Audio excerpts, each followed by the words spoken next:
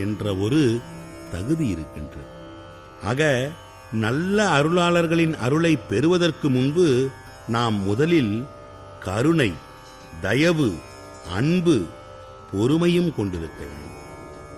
யாரையும் ஏமாற்றாமல் எத்தனை ஏமாற்றம் வந்தாலும் இயற்கையோடு ஒன்றி அறவழியில் நின்று மக்கள் தொண்டுகள் செய்பவராக இருக்க வேண்டும்.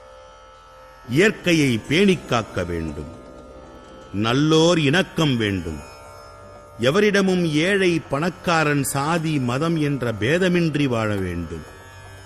தூய மனத்துடன் உறுதியான எண்ணத்துடன் ஏழை எளியோருக்கு இயலாதோருக்கு உதவுதல் வேண்டும்.